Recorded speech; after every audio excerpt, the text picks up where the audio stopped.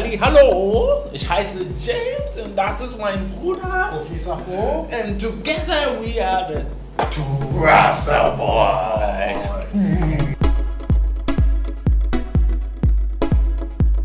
Today we're going to go a bit further into finance. We're going to speak about funds. Everybody likes funds. Me, I like funds. You like funds? I like funds. As usual, we always give you a brief history about it, and then we do some nitty-gritties, get on the spicing of the whole issue. So, per our research, funds is basically a pool of money that is collected from many investors that we can then use to invest in real estate, we can use to buy bonds, we can use for commodities, we can use for stocks, and a wide range of investments. So that's what a fund is. You know, we gather the cash and use it to do something that will benefit. So the whole idea of funds, the first appearance of it was dates back to 1774, that is the 18th century. There was a Dutch merchant known as Adrian van Kitwich, where he created one of the first known investment funds. So what he did was he allowed smaller investors to spread their money across different assets, and also this would help them reduce the risk of losing their assets. Then the idea spread to England and the USA eventually, and in the first modern fund was recorded to have appeared in 1924 in Massachusetts. This word, Massachusetts.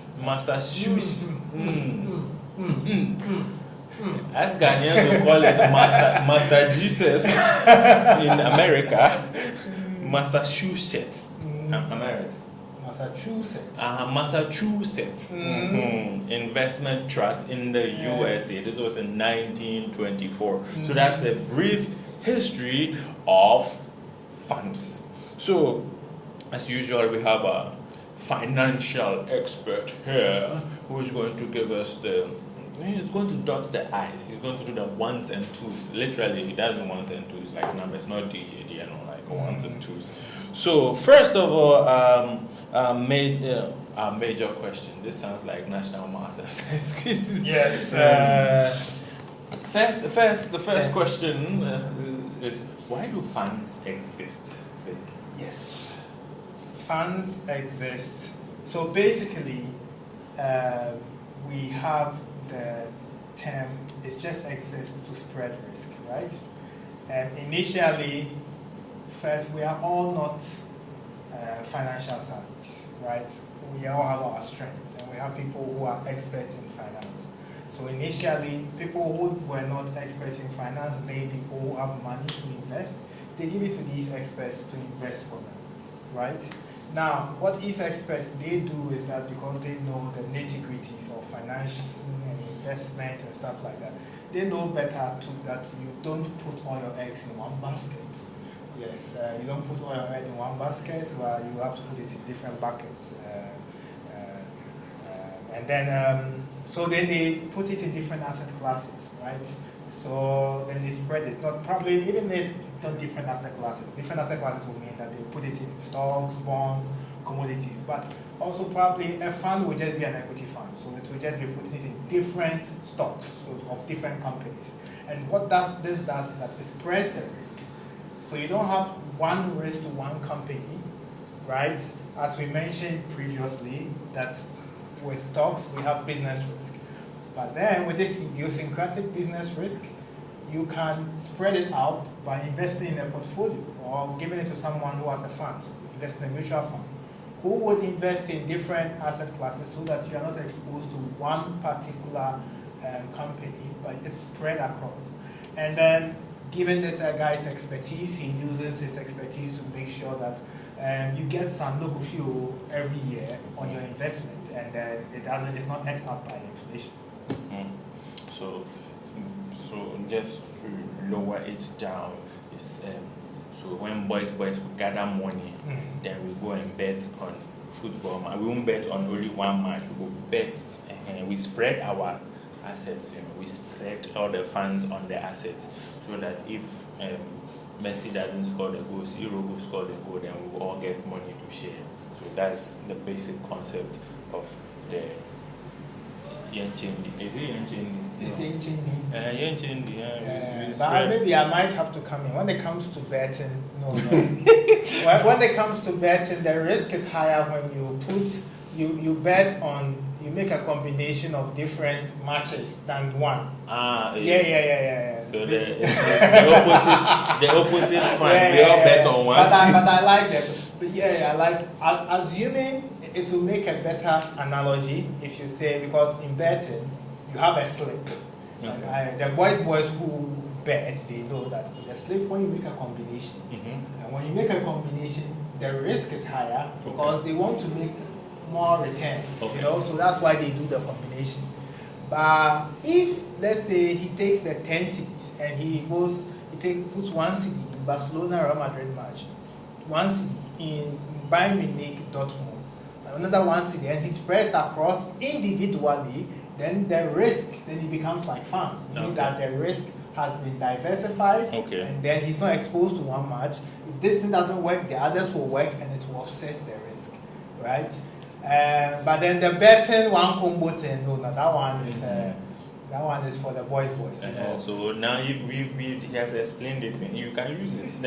The next season is coming soon, or is here. Just use it for the next set of matches. Okay, so we, as usual, we've learned that there are always different types of stuff. So we had the different types of stocks, we had the different types of bond, and as a layman, I honestly thought that fund is fund, like we all put the money there and then assets. But there are different types of funds. So, Kofi, explain better. Yes, the funds. So the different types of funds. I think Ghanaians know this one. The first one are mutual funds. Yes, and I know some of you got E fund, M fund, and all those things. The mutual fund, we hear it all the time. Yes. With mutual funds, it's just you have a professional fund manager who invests in different stocks, has a portfolio, has his own investment strategy. And then what he does is that he sells, you can buy a piece from his fund, so you put it into the fund, buy a bit, he sells it to you and you put it in there. And he manages your money for you, but then he's managing it through his investment. And what he's just trying to do is that he's trying to outperform the market. When you say the market, it means that there is the general market, stock market. So he's trying to outperform. He says that he's the guru, the borrow. So he can outperform, and if he charges you a bit of some fees for doing that for you. So that's a mutual fund. We also have an index fund. Now the index fund is now getting interesting. The index fund is also, you have a fund manager who has a fund, but this time he is not having his own portfolio. He didn't come up with his own strategy. This one, he's just making the fund track an index. Yes. Now, what is an index? So an index like S&P 500, DAX 40, NASDAQ 100. So it will just be tracking the index. Tracking the index just means tracking the market. So that's basically, so you also go and you pay into, you invest in his fund, and then it will be tracking the market for you. The difference between the mutual fund now is that with the index fund, the fund manager is not really actively managing, having his own strategy. He's just tracking the index. So because it is actually easier, then the cost of managing this fund is cheaper. So actually the fees here are cheaper than the mutual fund. Then we have the exchange traded fund. Now, the exchange traded fund is just like an index fund. The only difference is that the exchange traded funds can be traded, meaning that you don't go and invest in the person's fund. What happens is that with the exchange traded fund, he has divided the fund into different shares or stocks, and then he sells you pieces at very little prices. You just buy a bit or a piece of the fund. And once you don't like it or you think you've made your money, you can sell it to another person, right? So then that is the difference between the exchange traded and the index fund. we also have bond fund. Bond fund is just a fund that invests in only government bonds and corporate bonds, as simple as that. As we already mentioned, we already had a session on bonds the other time. Then we have sector or thematic funds. Sector or thematic fund is that they invest in particular sectors in the economy, only healthcare stocks, only artificial intelligence stocks, only agricultural stocks, so something like that. So that is just a sector or thematic fund. And we have hedge funds. Hedge funds are just like mutual funds, but then they use complex algorithms and mostly leverage to make you more money, right? So they try to actively make more money or beat the market or beat mutual funds. And so hedge funds charge also higher fees for these services. Yeah. This hedge fund. We've been hearing it here. Hedge fund, hedge fund, hedge fund, hedge fund. Okay. Thank you for that eclair. Yeah. So what exactly is an index? Yes, exactly. Now, an index, so normally financial participants, investors, would want to see how the stock market is behaving, whether it's going up, whether it's doing well, whether it's not doing well. How are you going to know this, right? You cannot just look at one company's performance and use it as a representation of the whole stock market's performance. So what an index is that some companies just track a segment of stocks in the economy, like the S&P 500. What it does is that it tracks the companies with the top 500 companies with the highest capitalization in USA. So that's the S&P 500. Now, if you drop out, it means that your capitalization is not enough to be in the top 500, so someone will replace you. So what this does is that it makes the S&P 500 a good indicator of the stock market in the US. When the S&P 500 is doing well, it means that the US economy and companies in the US are quite doing well. And the S&P 500 is doing bad, it means that companies in the US are doing badly, and there could be a reason, normally an economic reason. It's the same with the DAX, which tracks the German stock market, which is DAX 40.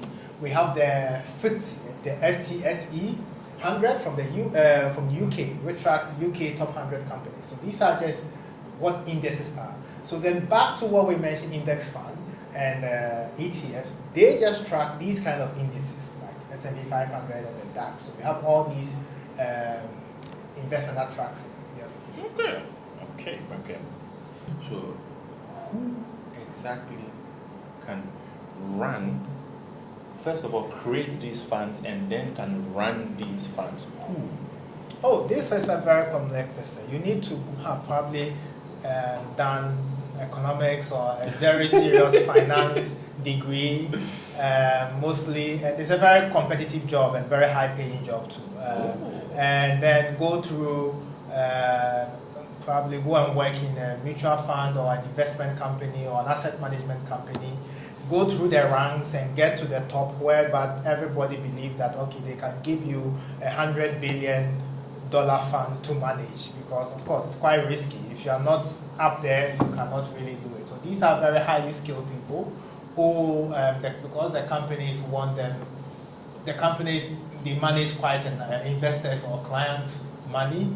They need a lot of experience and a lot of education to get there. So these guys are mostly experts. I'm not saying that all companies use qualified experts. You have to do your own research, but the fund managers are normally quite skilled. Yeah. Okay. So you need to be highly educated with the nitty-gritties of managing funds, because I might also it's a highly paid job, but it's also very, very dangerous, because if you misuse somebody's funds, beatings can come inside. Beatings can come inside. They will catch you and give you some strokes. Number one. It was going there, so it has gotten there. We've gotten there. We have to mention it. The cat is out of shout out. So, who buys funds? Anyone can buy into a fund. So, there are some funds that you need certain level of amount to be able to invest in those funds. Some mutual funds, you need a certain level to invest. So you cannot just take one CD and go and, like, yes, I want, people give me some of that funds. No, not that. Swerve you, man. Not that, no. There are some levels that you need to get some people in some mutual funds. So you just have to, when you meet that criteria, you can invest there. But then they are not really a big hurdle. Once you can probably, you put your money, talk to them, and you meet the minimum requirement, yes. Now this because of these hurdles, that is why we have the ETFs. So with the ETFs, they divide it into very small shares. So some of the ETFs cost like $10, $5, $15. Some are expensive, they're like $1,000. So then you can buy a bit share in these funds, and then you also be able to invest as little as possible. So individuals, we have retirement funds where we have companies put individuals or their workers' money, part of their workers' salary, into these retirement funds, so that when they retire or go on pension, they get something from these funds. And then we have institutional investors. Everywhere there are institutional investors. We have pension funds, we have banks, we have hedge funds, and we have big companies who also invest in funds. So basically, another interesting fact is that even hedge funds or mutual funds also invest in other funds. But now, see, he has mentioned pension fund, investment funds, and we have heard several stories, especially about pension funds. Like he goes on retirement, and then all of a sudden, the money has. So it moves into the next question, which is prevalent with everything that we do: the risk involved. The risk involved. Also, the risk involved. What very important, because especially in Africa, in Ghana, we've had a lot of issues with funds. Oh. Yes. The major issue, we don't call number one a fund. Hey, everybody, two Rasta boys didn't say number one was a fund. That wasn't a fund, right? What was it called? Men's gold. We don't know what that was. The men's gold. Yes, it wasn't a fund. That is not a fund. Shout out to Obi and Ponsa. Yeah. He knows why I'm shouting him out. Obi. Yeah. So, with the risk, let me start with the ones we've already mentioned. Funds, market risk. Because they are investing in things that have market observable metrics, like stock prices, interest rates. When these variables go against you, when the price of stocks go down, and these are in your fund, then the value of your fund will also go down. So market risk is something you have to look at. And then we have the business risk. So this is about the fund manager. So the fund manager who is investing in your fund. So you have to do a lot of research when you are investing in a fund, because you have to check the amount of experience, the number of experience of this fund manager. If someone just finished investing and no confidence, maybe there are some brilliants with no experience who just finished investing, and there are some great fund managers. There are some geniuses out there, but then you have to do your research, because if you invest in a fund managed by a bad fund manager, then it's your money. You're losing money on this. No coffee, you know what I mean. And then we have something we call tracking error. Now, tracking error is normally pertaining towards index funds and ETFs, because these track indices, so like S&P 500 or the ones that we've already mentioned. Now, some of the funds don't track it perfectly. Now, this is the reason. Imagine if you are tracking S&P 500, then it means that you have to buy all the stocks of the 500 companies that is in the S&P 500. Some funds would try, because it's cheaper, would use other synthetic methods. They will not replicate exactly the S&P 500 to track these funds. And when that happens, then it becomes a tracking error. The tracking error is the difference between the value or the trend of the fund and the index that you are tracking. So if S&P 500, you have a fund that S&P 500 is going up and your fund is coming down, then there is a bit of a tracking error there.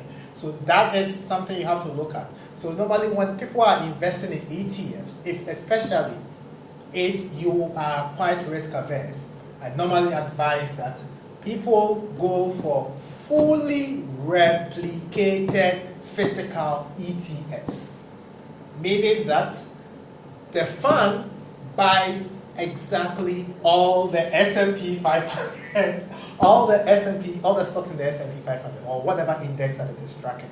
So that is one of the risks. The other risk is not actually a risk.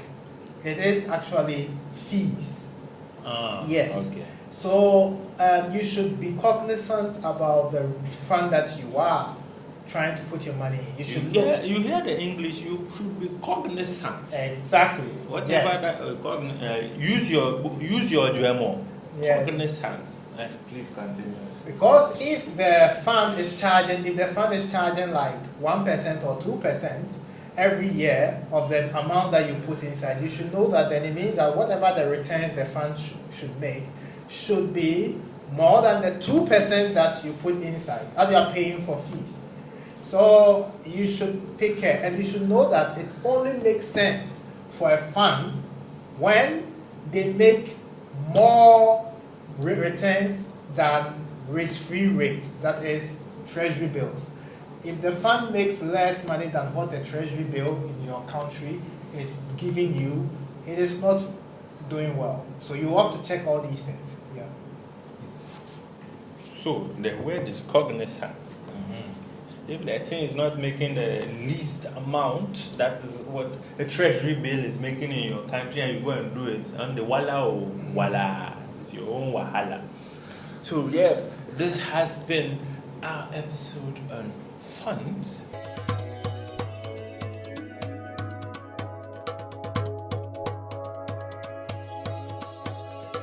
And as usual, we have our random fact of the day. Our random fact of the day. Did you know that the length of your ear is the same length of your mouth? And the distance between your your pupils. I'm not going to show you that before I spoil my eye. So if your own is not balancing, please contact a mechanic at Kabosokai or magazine. I'm sure they can help you. So thank you, and we shall catch you next time. My name is James Brown. Mine is Kofi Safo. And together we are the Rasta Boys.